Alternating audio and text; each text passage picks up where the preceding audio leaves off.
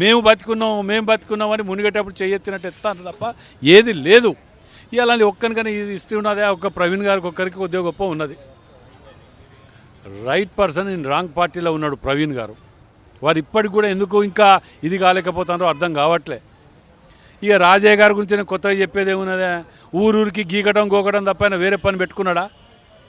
ఆయన చేసిన అభివృద్ధి ఏంది? ఎపిసోడ్లు చూపించారు మన టీవీలలోనే. ఇక వినయ్ భాస్కర్ గారి గురించి ఎలక్షన్లప్పుడు ఆటోలు పెట్టుకొని తిరిగిన ఆయన బాధితులు ఓటేస్తే సగం మందికి ఇది అవుతుంది. అంటే ఆటోలు పెట్టుకొని నువ్వు ముంచిన వాళ్ళని, ఆఖరికి నీ కుటుంబ సభ్యులైన మీ అన్న భార్యను కూడా ఓడగొడుతుంది, నీ అన్న కొడుకుని బయటికి వెళ్ళగొడుతుంది. ఇన్ని పాపాలు చేసి నువ్వు ఏం సాధిస్తావు చెప్పు? ఇంకా సిగ్గుసరం లేకుండా కబ్జా పెట్టిన ఆఫీస్లో కూర్చొని ఇంకా మాట్లాడబడుతుంది.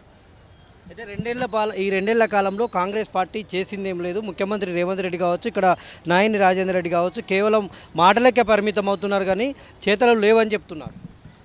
మేము చేసిన అభివృద్ధి వాళ్ళంటే కళ్ళుండి కబోదులు.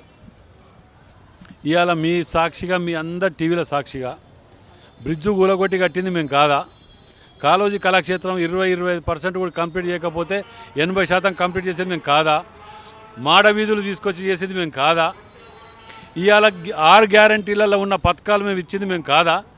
మేము 15-20% ఇంకా కంప్లీట్ చేయలేదు, 2 ఏళ్ళు అయింది. ఇంత కష్టకాలంలో కూడా సన్నబియ్యం ఇస్తాను, ఇందిరమ్మ ఇండ్లు ఇస్తున్నాం, 200 యూనిట్ల కరెంట్ ఇస్తున్నాం, బస్సులు మహిళలకు ఫ్రీ ఇస్తున్నాం. గిన్ని వేసుకుంటూ వస్తుంటే ఇవన్నీ అవుపడతలేవు అంటే కళ్ళల్లో వాళ్ళు ఏం పెట్టుకున్నారో వాళ్ళకి తెలవాలి. ఇక మరి